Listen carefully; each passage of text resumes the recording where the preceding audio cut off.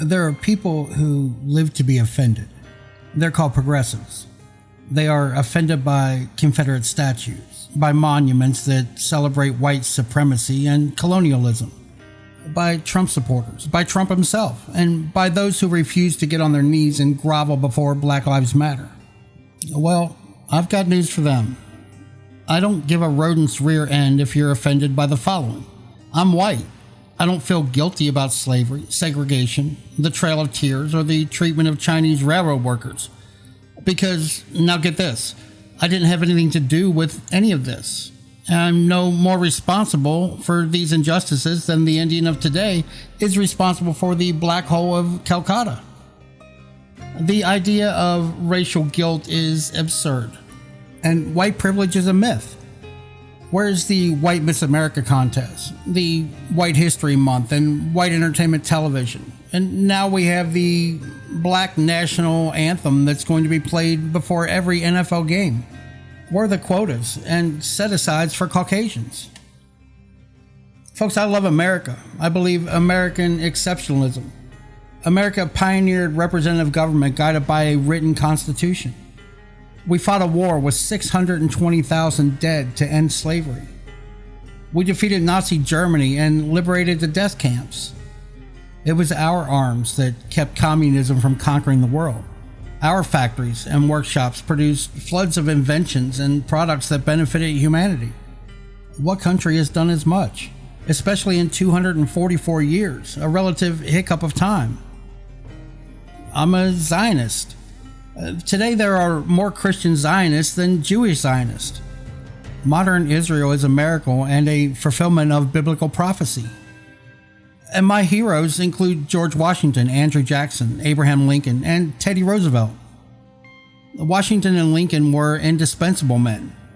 Washington defeated the greatest army on earth and led our country for the first quarter century of its existence.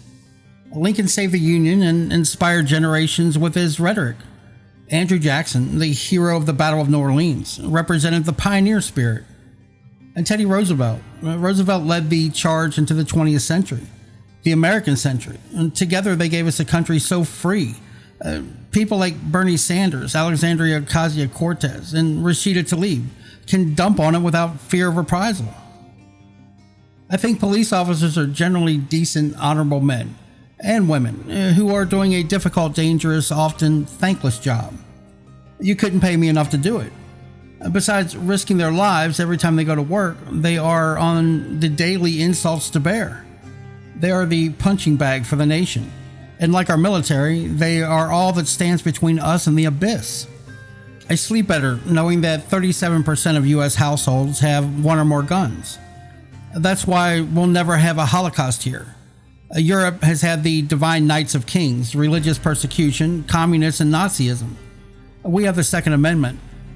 The anarchy in our streets, coupled with calls to defund the police, underscore the need for civilian gun ownership. Now, reparations are a racial plunder. The idea of racial guilt is an obscenity from the dark recess of the 19th century European history. There's no group in the world that has been oppressed at some point in time. Will Denmark pay reparations to the English for the Danelaw? Will Mongols and Manchus compensate the Chinese? How about the English and Irish, the Mongols and the Russians, the Cossacks and the Jews? Will biracial Barack Obama take money out of one pocket and put it in another? Believing that you are a member of the opposite sex doesn't make you one. Gender is determined at birth by your DNA. Just as you can't change your DNA, you can't change your sex. You should not be able to force others to participate in your fantasy. A reality isn't hateful. At this peerless junction in our history, I'm glad Donald Trump is president. The president loves this country. He really does have Israel's back. Who else is strong enough to stand up to China and Iran? Unlike most everyone else in Washington, as a businessman, he understands the market economy.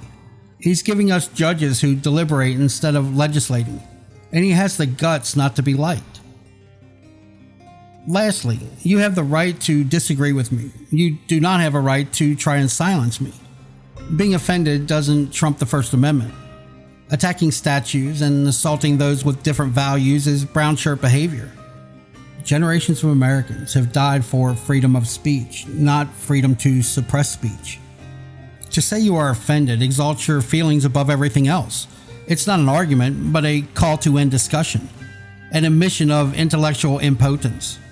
Being offended isn't a mark of virtue. It's a sign that you are a big, blubbering baby who will throw a tantrum if you can't get your way. And that's my take, ladies and gentlemen. Thank you for listening. Please remember to like, share, and subscribe. If you wish to donate, donation links can be found below. And until next time, God bless you and your families. Thank you.